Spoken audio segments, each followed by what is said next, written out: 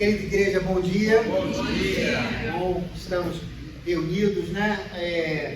Nesses últimos anos, sempre estive muito participativo em todos os momentos, de todos os cultos que nós tínhamos aqui, a não ser no período em que eu estava de férias, e ver hoje a igreja assim se movendo sozinha, né? Isso é uma grande bênção. Eu fico extremamente feliz porque a gente vê que a obra do Senhor, ela não tem que depender do pastor. A igreja é a igreja de Jesus Cristo, né? Não do pastor, como muitas vezes as pessoas entendem, né, erroneamente isso. E graças a Deus, porque o Senhor tem trazido pessoas operosas aqui para a igreja. E o reverendo João Pedro falou agora há pouco sobre essa questão do nosso Instagram. Não deixe de curtir, né? Não deixe de compartilhar, porque isso é um esforço dos irmãos e também uma nova forma da gente comunicar a existência da igreja, né? Nós que somos mais velhos, né? Eu, no caso, não sou tão velho assim, né? Mas na época, né, no passado, a única maneira que a gente tinha de fazer com que a igreja fosse conhecida era através de folhetos, né? A gente distribuía os folhetos e tal, um lugar tal, a gente ensinava a igreja, fica não sei aonde e tal. Hoje em dia a gente tem uma facilidade muito grande que é essas mídias sociais, então isso é importante também que a gente faça, e eu queria agradecer muito aos irmãos por esse esforço que tem sido feito e essa melhoria que tem sido feita com essas mídias da igreja. Já há muito tempo a gente queria que essas coisas estivessem acontecendo e estão acontecendo hoje, né? Graças a Deus. Lembrando que nós temos um site também que está nesse momento desativado, mas nós temos o domínio, ele funcionou durante uma época, porque eu não dava conta de tudo, né, queridos? Então, ainda mais nessas questões digitais assim, né? A gente sente mais dor na coluna, a gente que é jovem há mais tempo, né? Então a gente tem mais dificuldade, né? Mas fica aí, se os irmãos se lembrarem depois, falem comigo, a gente dá um jeito de fazer com que o site da igreja ele retorne. Será que ainda é usado hoje em dia site, né? Acho que é coisa de velho também, não sei. Minha primeira inserção no mundo digital foi um e-mail. Olha quanto tempo, 1999, fiz meu primeiro e-mail. Foi mole não. Eu vi gente aí falando mal de mim no Fogo Sagrado, você toca mal. Nossa, fiquei mal usando. Depois eu me acostumei com isso, né? Aí entendi que a internet é assim mesmo. Não tem jeito não. Muito bem, depois dessa sessão de coisas aleatórias, né? Vou convidar você a abrir a sua Bíblia em Provérbios, capítulo 2. Nós vamos ler Provérbios porque essa semana nas últimas 2 semanas nós lemos esse livro, né, de Salomão. Não apenas Salomão é um dos autores, né? Mas nós iremos ler o capítulo 2 e falar um pouquinho sobre o que é sabedoria, ok? Se você encontrou, eu peço que você fique de pé. Provérbios capítulo 2, nós vamos ler o capítulo inteiro.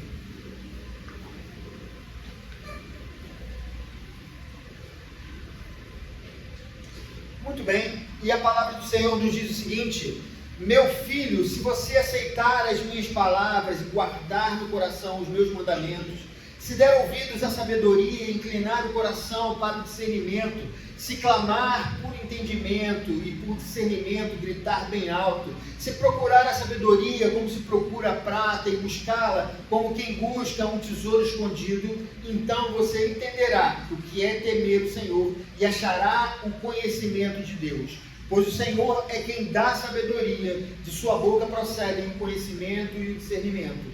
Ele reserva a sensatez para o justo, como um escudo protege quem anda com integridade, pois guarda a vereda do justo e protege o caminho de seus fiéis. Então você entenderá o que é justo, direito e certo e aprenderá os caminhos do bem, pois a sabedoria entrará em seu coração e o conhecimento será agradável à sua alma. O bom senso o guardará e o discernimento o protegerá.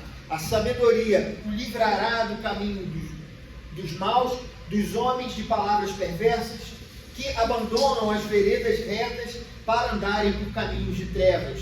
Têm prazer em fazer o mal, exultam com a maldade dos perversos, andam por veredas tortuosas e no caminho se extraviam. Ela também o livrará da mulher imoral, da pervertida que seduz com suas palavras, que abandona aquele que desde a juventude foi seu companheiro, e ignora a aliança que fez diante de Deus. A mulher imoral se dirige para a morte, que é a sua casa, e os seus caminhos levam às suas sombras. Os que procuram jamais voltarão, nem tornarão a encontrar as veredas da vida. A sabedoria o fará andar nos caminhos dos homens de bem e a manter-se nas veredas dos justos. Pois os justos habitarão na terra e os íntegros nela permanecerão. Mas os ímpios serão eliminados da terra e dela os infiéis serão arrancados.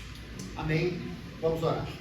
Senhor, nós pedimos que essa sabedoria da qual nós acabamos de ler, ela possa fazer efeito nas nossas vidas.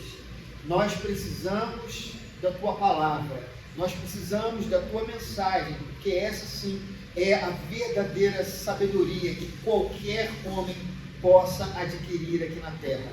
Que o Teu Espírito Santo ilumine o nosso entendimento. Em nome de Jesus. Amém e amém. Irmãos, pode se assentar. Queridos, muitas vezes a gente vive uma série de conflitos na nossa vida, né? Às vezes a gente tem vontade de tomar determinadas decisões, mas algumas vezes a gente não fica exatamente certo se é para que a gente faça isso ou aquilo, né? Como, por exemplo,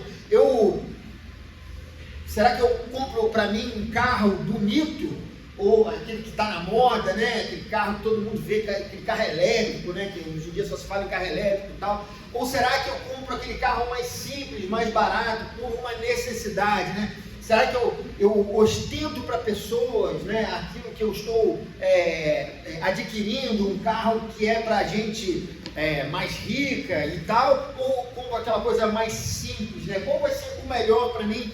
Ou então, a pessoa pode, no momento em que está se decidindo, né, pelo casamento, ficar pensando, será que, poxa, conheço dois rapazes muito bons e tal, mas um é um rapaz pobre, mas extremamente amoroso, e o outro é uma pessoa, um rapaz rico, mas ele já não é tão carinhoso assim. Então, qual é a pessoa que vai se adequar mais àquilo que eu quero? Será que eu vou ser feliz com esse ou feliz com aquele? Ou então, muitas vezes a profissão, que é outra coisa que também nos faz sentir indecisos, né? Às vezes eu tenho uma vocação, um talento para uma determinada profissão, né? E na minha formação eu fico pensando qual profissão eu vou entrar, porque eu gosto, às vezes eu posso gostar de uma profissão que é muito legal, mas que o salário, né, médio no país não é lá essas coisas, né? E apesar de eu amar essa profissão, eu desejo ter um salário melhor, né? Porque os dias estão difíceis, o dinheiro é algo importante, né? Então, será que eu escolho essa profissão ou escolho aquela profissão que é meio chata, né?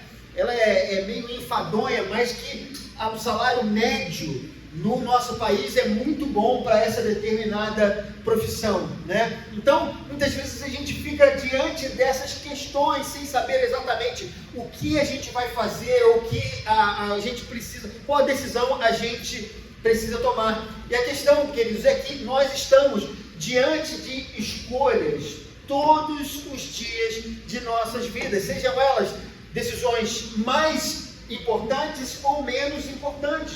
Isso pouco importa. Na verdade, as escolhas, elas estão diante das nossas vidas a cada instante que nós vivemos. Nunca sabemos exatamente onde determinada decisão ela vai nos levar, porque nós não temos uma espécie de uma bola de cristal. E bola de cristal é um negócio antigo, né, queridos? Mas a gente não tem aqui um YouTube do futuro para nos mostrar qual seria a melhor decisão, né? Se eu tivesse a certeza daquilo que eu poderia, a certeza daquilo que é a minha escolha, aonde ela me levaria, eu poderia tomar essa decisão com mais assertividade, eu ficaria mais seguro, né? E a gente nunca sabe exatamente isso, né? E pequenas decisões, queridos, elas podem ter desdobramentos incalculáveis, muitas vezes nas nossas vidas. Eu me lembro de um rapaz que ele estava numa determinada empresa há bastante tempo, e ele se sentia muito bem lá na empresa, era muito bem quisto, e ele recebeu uma proposta para trabalhar no mesmo ramo numa empresa que pagava o dobro do salário, né? Então ele foi e tomou uma decisão que naquele momento lhe parecia a melhor decisão possível. Ele deixou aquele antigo trabalho, que ele estava lá já há muitos anos, e optou por ir para essa empresa, mas qual não foi a surpresa dele nesse momento? É que 3 meses depois do período de experiência, ele foi mandado embora. E aí ele nem ficou com o trabalho novo que pagava bem, e nem ficou com aquele trabalho antigo que não pagava tão bem, mas que era algo mais seguro. Queridos, diante dessa realidade, né, existem 2 maneiras de nós vivermos. Uma dessas maneiras é quando nós somos indiferentes à questão relacionada ao nosso futuro. Então, tem gente que simplesmente ela não mede as decisões, ela toma as decisões de acordo com os seus sentimentos. Então, se tem ali uma determinada coisa e ela está, entre aspas, a fim de fazer, ela faz sem medir as consequências. Ou então, existem pessoas que, por conta de não ter o domínio sobre o futuro, acabam não tomando decisões nenhuma, porque ela é tomada pelo medo. Será que sair desse trabalho vai ser melhor? Será que me casar com fulano ou beltrano vai ser melhor para mim? Ou será que se eu simplesmente optar aqui por comprar um carro ou um outro carro, será que isso vai me dar um problema ou não? E às vezes a pessoa fica com medo das decisões exatamente por não ter controle sobre os desdobramentos dessa escolha. Queridos, será que existe algum meio termo entre a indiferença e o medo? Talvez, se nós pensássemos, né, eu posso talvez às vezes ser um pouco diferente, ou às vezes ser um pouco medroso, mas se a gente for ver, não há exatamente um meio termo para as decisões que nós tomamos na nossa vida. Isso porque a nossa vida, ela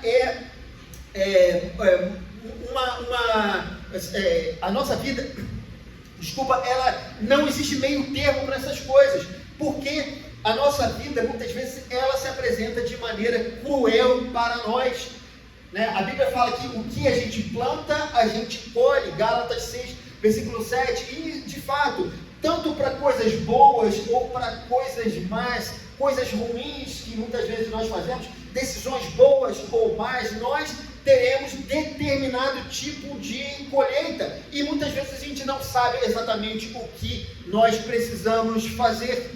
Mas, queridos, o que é que a gente precisa fazer então para que a gente tenha paz, né? Para que as nossas escolhas estejam bem equacionadas na nossa vida e no nosso coração?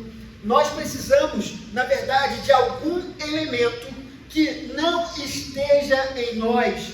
Os meus princípios, eles não são suficientes. A minha experiência, né, o meu cuidado, ainda que importante nesse processo, ele tem uma limitação exatamente por conta desse aplicativo que eu vou criar no YouTube do futuro, né? Já tenho uma ideia, posso ficar milionário, né? Eu só preciso aprender a programar esse negócio para ficar milionário. Enquanto isso, eu estou andando de ônibus aqui, pegando 22, né? Aqui para ir para o centro de Niterói.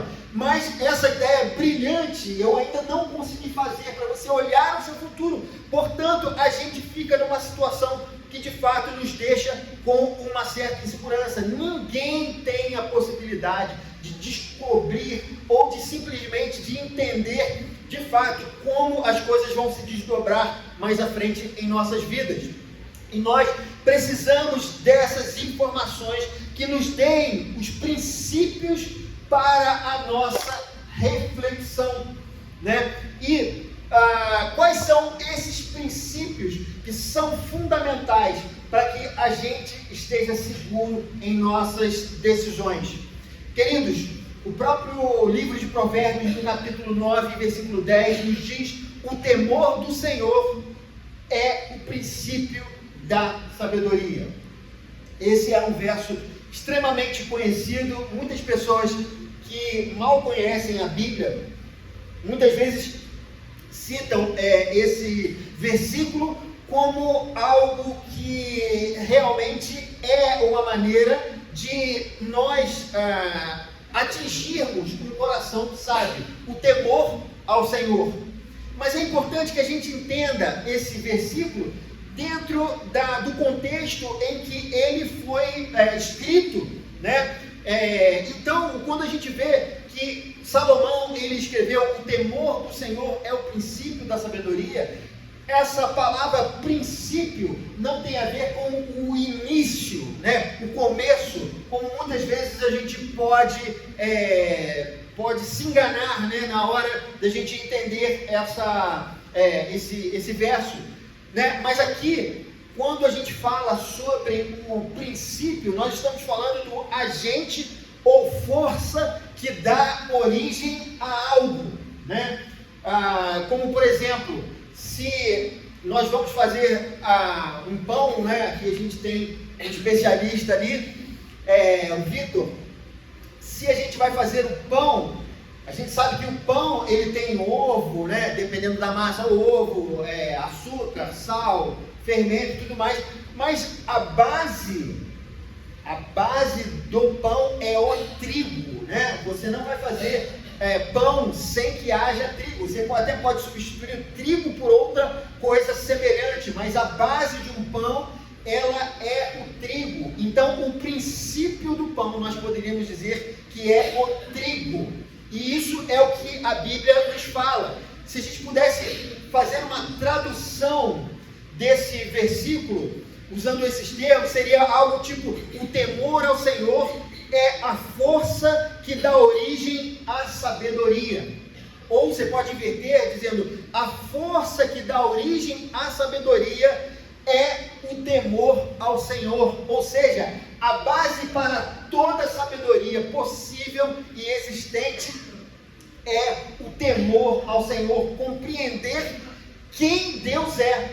E a partir daí, a sabedoria será algo importante. Mas eu gostaria, queridos, de abordar alguns aspectos da sabedoria, não do aspecto humano, né? Não a sabedoria que muitas vezes nós temos uma ideia quando a gente fala sobre esse assunto. E a primeira coisa que eu gostaria de falar aqui está nos versículos 3 e 4, que é: a sabedoria não é para todos, né? Eu vou repetir isso: a sabedoria, ela não é para todos. Não se choque com isso, mas vejam o que o versículo 3 e 4 estamos falando: se clamar por entendimento e por discernimento gritar bem alto, se procurar a sabedoria como se procura a prata, e buscá-la como quem busca um tesouro escondido.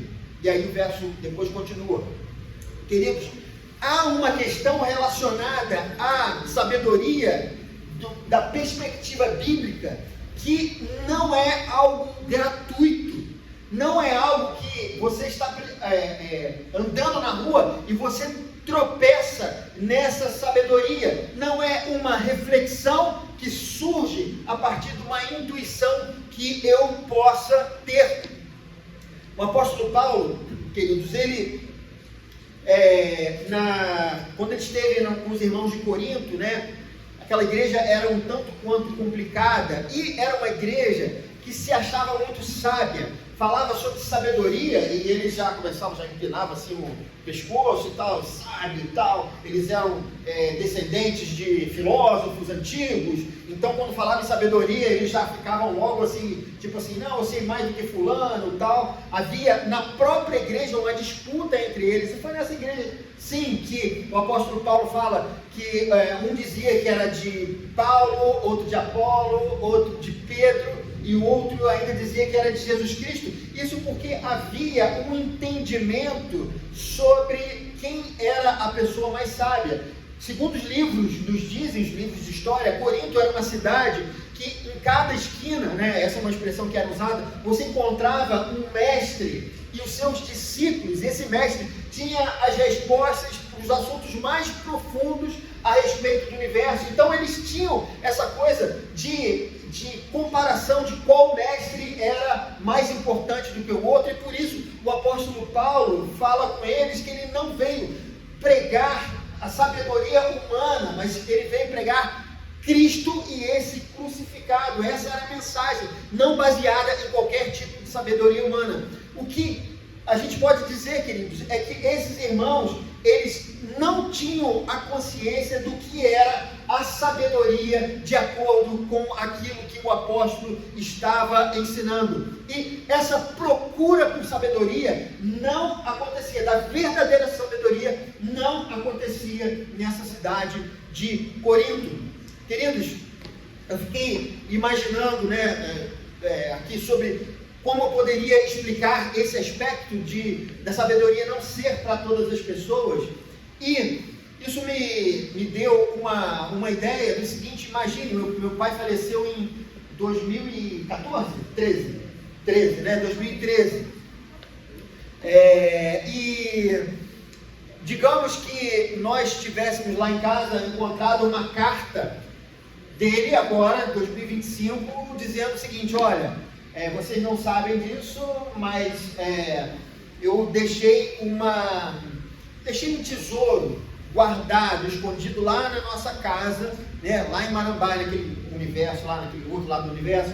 Deixei um tesouro guardado lá, e vocês encontrem esse tesouro e dividam essa herança entre vocês, O que nós, irmãos, faríamos? Nós quatro colocaríamos alguma coisa, luva e martelo e coisa, e a gente iria atrás para descobrir, porque nós não sabíamos, mas nós nós recebemos uma informação que havia um tesouro escondido naquele lugar. Então nós não tínhamos a ciência, o conhecimento, mas passamos a ter o conhecimento, e a partir daí nós nos empenhamos para buscar esse tesouro. O que a Bíblia está dizendo é exatamente isso. Quando nós passamos pelo processo de conversão, quando a nossa alma ela é regenerada, o nosso espírito ele é regenerado, o que acontece é que a gente que não valorizava as coisas de Deus, não valorizava a palavra de Deus, os mandamentos de Deus, passamos a valorizar, passamos a querer isso nas nossas vidas e nos nossos corações. Então nós começamos a nos esforçar para que essa sabedoria fosse real e verdadeira em nossas vidas. Então, a sabedoria do aspecto divino, do aspecto no qual nos foi revelado nas Escrituras, ele não vai cair do céu. É necessário que todos nós que tivemos uma experiência de conversão possamos ir e buscá-lo de maneira objetiva em nossas vidas, com afinco, queridos, conhecendo a palavra de Deus. É como o apóstolo Paulo fala também aos Coríntios sobre o tesouro em vaso de barro, Essa sabedoria, ela não pertence ao homem, Nós somos como um pote de barro, nós não temos valor algum, mas quando essa sabedoria, ela vem até nós, ela é o verdadeiro tesouro que nós temos. O tesouro, o valor não está no vaso de barro, mas no tesouro em que esse vaso de barro ele está suportando. E nós somos como vasos de barro. Essa sabedoria precisa ser buscada e precisa ser encontrada. Para que nós sejamos sábios de acordo com as Escrituras, nós precisamos ir em direção a ela. Queridos, a segunda coisa, a sabedoria não faz de você o gênio do conhecimento. É outra coisa que difere a sabedoria das Escrituras da sabedoria do mundo.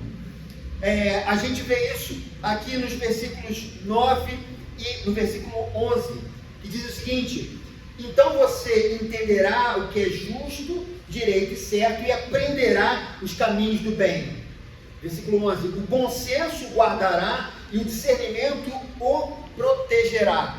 Queridos, quando nós falamos sobre essa essa sabedoria que a Bíblia nos diz, ela não é essa capacidade cognitiva, não é aquela coisa em que você adquire o seu conhecimento e você vai, por exemplo, fazer uma prova e você ora a Deus para que abençoe, né, como nós devemos fazer, né? João fez a prova dele, né, e certamente ele orou antes de começar a prova, né, e ele passou muito bem, graças a Deus.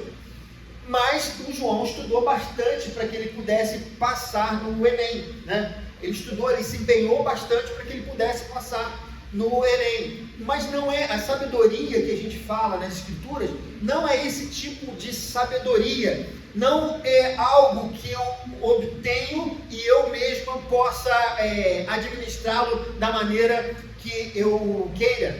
E também, queridos, não é a quantidade de informação que eu adquiro durante a minha vida.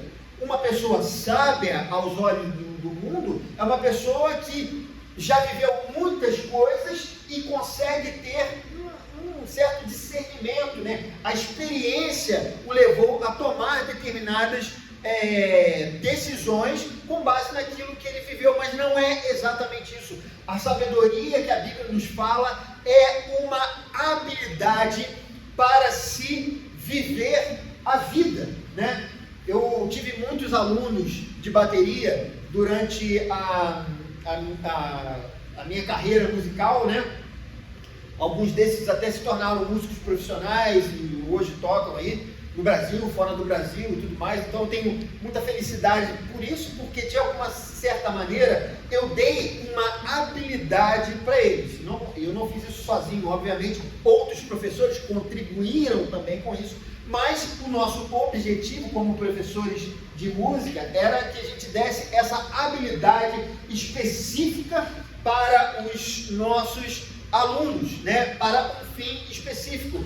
E quando a gente vê a questão da sabedoria que a Bíblia nos fala, não é simplesmente, queridos, a gente compreender a Bíblia ou ter a Bíblia de uma maneira onde a gente tenha todas as respostas, tipo, de quem o filho, de quem o tataravô de Davi era filho, por exemplo, essas coisas que você às vezes possa adquirir como conhecimento. Não que o conhecimento não seja importante, eu sempre falo do nosso querido presbítero Juscelino, né, que parece que tem os textos todos gravados, né, e eu, infelizmente, Deus não me deu essa memória, Deus me deu outro tipo de memória, mas não essa, e é importantíssimo que a gente grave o máximo possível das Escrituras, mas essa sabedoria não é a sabedoria do conhecimento de palavras, não é aquela coisa de você saber quando foi escrito ou qual foi o autor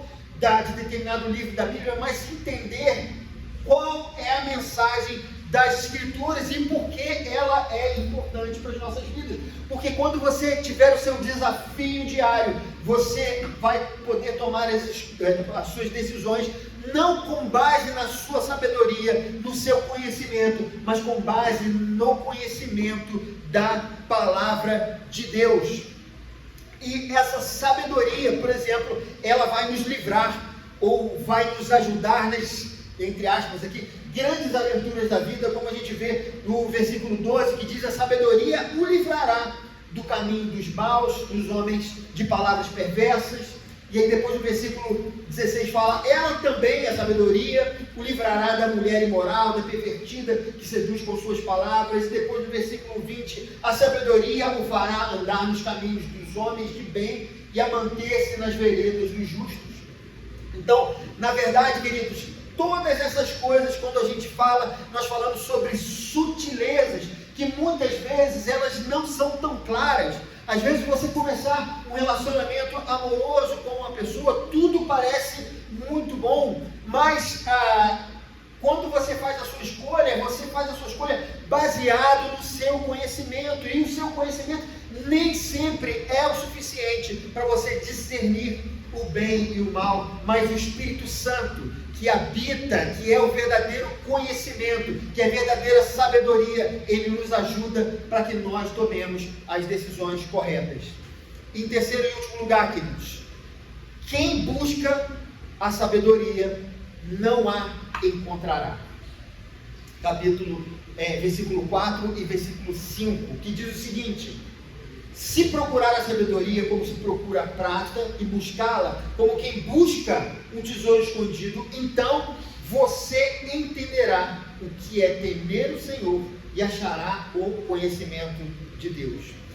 Você pode estar falando, mas você disse no começo que era necessário a busca incessante pela sabedoria, e agora você está dizendo que se a pessoa buscar a sabedoria, ela não vai encontrar a sabedoria. E é exatamente isso que esse versículo nos fala. Nós, quando procuramos avidamente pela sabedoria, por essa sabedoria, por termos uma vida equilibrada, por acertarmos, fazermos o que é certo, e essa procura, ela não vai nos levar a um conhecimento, que é um conhecimento intelectual, ainda que isso faça parte da vida, e é sim necessário que a gente tenha esse conhecimento, mas ela vai nos levar ao conhecimento de Deus. Porque quando a gente olha para a nossa vida, a gente vê, queridos, que, como diz Eclesiastes, nada faz sentido. Uma pessoa pode ser rica, uma pessoa pode ser pobre, mas o fim delas é a mesma coisa. Uma pessoa pode ser sábia, a outra pode ser uma pessoa sem sabedoria, mas o final delas sempre é a morte. E no final a gente fica se perguntando, então, o que a gente precisa? Qual é a sabedoria? Qual é o conhecimento que eu preciso ter? Já que não há escapatória nessa vida. E essa busca pelo conhecimento nos leva àquele que é o verdadeiro conhecimento, aquele que é a verdadeira sabedoria, que é Jesus Cristo. Na verdade, queridos, tudo o que nós precisamos saber sobre a nossa vida, sobre o nosso futuro, sobre como nós devemos agir, está em Jesus Cristo. Não existe nenhum conhecimento, nenhum outro conhecimento que seja necessário de qualquer outro conhecimento, sabedoria que você tiver. Ele vai te levar tão somente a um lugar, e é aquele lugar que nenhum ser humano tem condição de sair, que é a própria morte, queridos. Mas quando nós olhamos para a verdadeira sabedoria, para o verdadeiro conhecimento que é Jesus Cristo, naquele momento nós somos tomados por uma sabedoria que não está em nós. Esse conhecimento, esse tesouro é aquele que vai caminhar, fazer com que a gente caminhe as nossas vidas, sabendo, queridos, que independente de qualquer decisão que você tomar, o Espírito Santo o acompanhará. Por isso o temor do Senhor é o princípio de toda a sabedoria, porque quando nós olhamos para o Senhor, para a sua palavra, para aquilo que nos foi revelado, e quando a gente crê nisso, e a gente se submete à sua voz, se submete aos seus mandamentos, a partir daquele momento, Deus, o Espírito Santo de Deus, passa a tomar conta das nossas vidas, e não importa a decisão que nós tomarmos, o Senhor, Ele estará ao nosso lado, Ele nos guiará, porque no seu coração haverá temor. Você não vai querer fazer outra coisa, a não ser cumprir a vontade de Deus, que é boa, perfeita e agradável em toda e qualquer situação. Queria que você, nesse momento, fechasse os seus olhos. Você pode estar diante de uma situação difícil. Pode ser que sua vida não esteja muito bem, não esteja funcionando muito bem. Pode ser que você não saiba o que você vai fazer no ano que vem, quais são as decisões que você precisa tomar. Esse é o momento da gente reconhecer que a sabedoria, ela não provém de nós mesmos, mas provém do Senhor. Eu chamo os músicos aqui à frente. Fique de pé nesse momento, eu vou orar com você.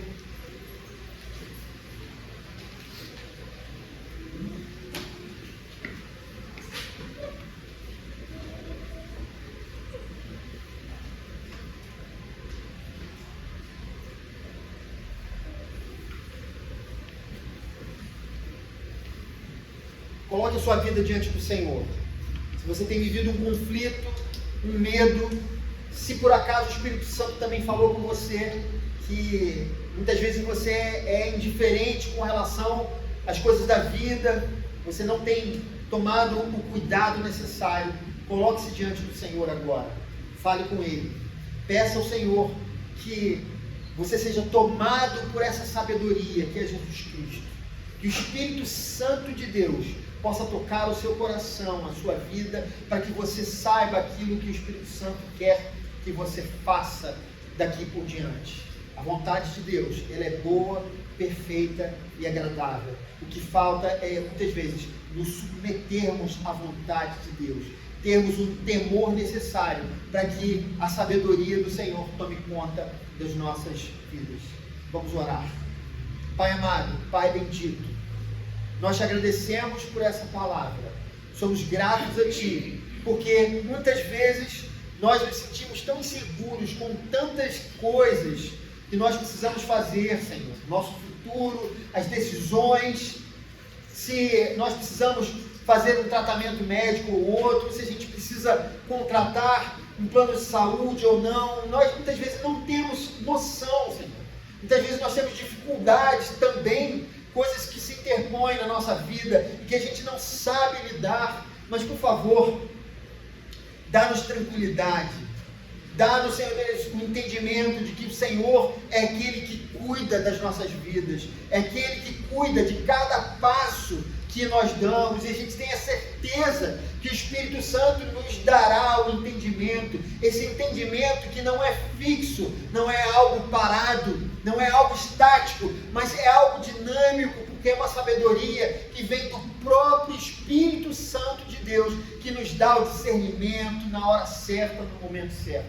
Eu quero orar a Ti, pedir Teu Espírito Santo, toque em cada vida, em cada coração, para que aqui, Senhor, nós tenhamos a certeza de que esse povo, ele teme a Ti e é um povo sábio. Não a sabedoria do mundo, aquela sabedoria que vai ficar aqui nessa terra, mas essa sabedoria que nos levará para a eternidade.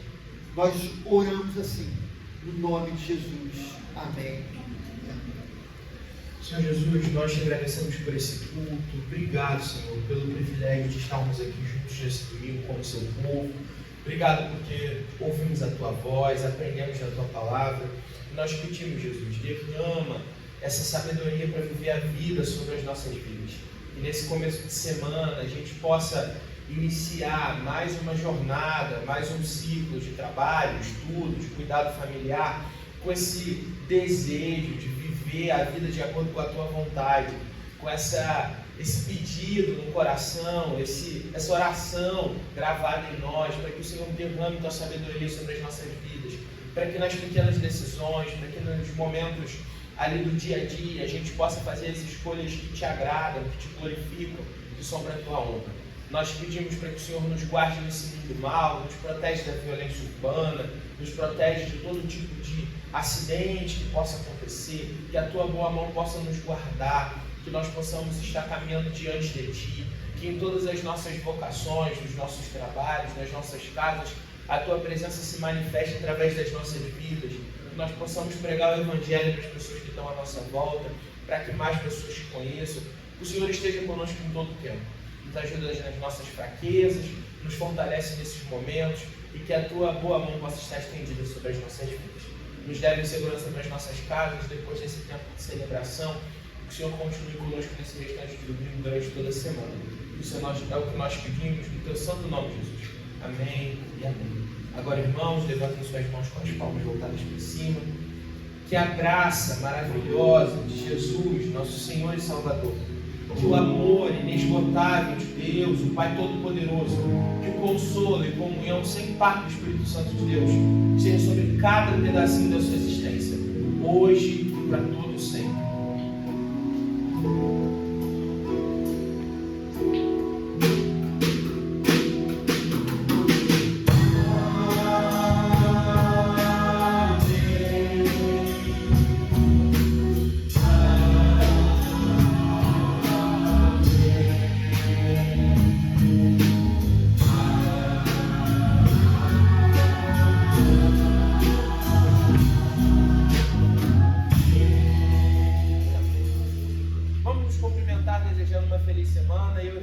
células, a gente fala com vocês lá na porta.